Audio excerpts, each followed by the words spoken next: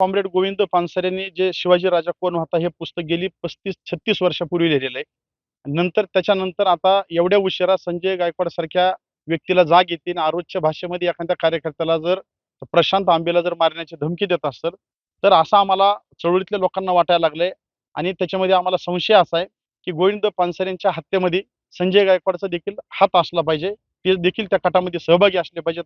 त्याच्यामुळे आम्ही त्यांचं सभासद रद्द करावं, त्यांना सहआरोपी करावं असं आज आम्ही जिल्हाधिकाऱ्याकडे मागणी केलेली आहे.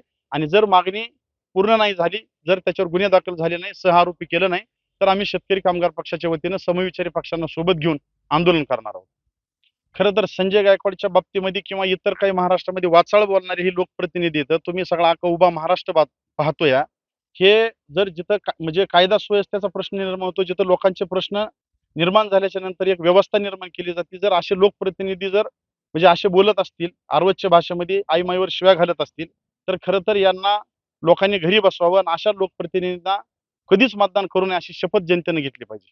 कॉम्रेड गोविंद पानसरेंनी जे शिवाजी राजा कोण होता हे पुस्तक गेली 35-36 वर्षापूर्वी लिहिलेलं आहे. त्याच्यानंतर आता एवढ्या उशिरा संजय गायकवाड सारख्या व्यक्तीला जाग येते आणि आरोजच्या भाषेमध्ये एखाद्या कार्यकर्त्याला जर प्रशांत आंबेला जर मारण्याची धमकी देत असेल, तर असं आम्हाला चळवळीतल्या लोकांना वाटायला लागलंय.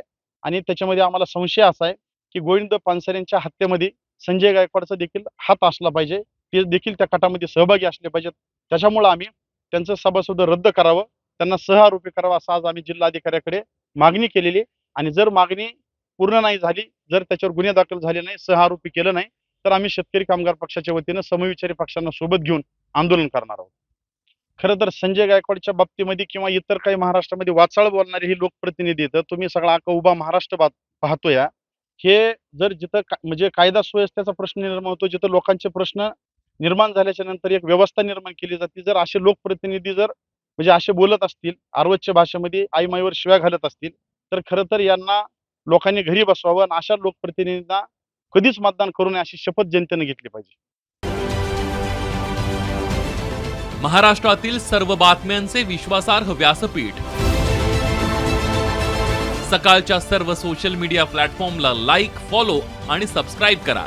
तसंच सर्व नोटिफिकेशनसाठी बेल आयकॉन प्रेस करायला विसरू नका.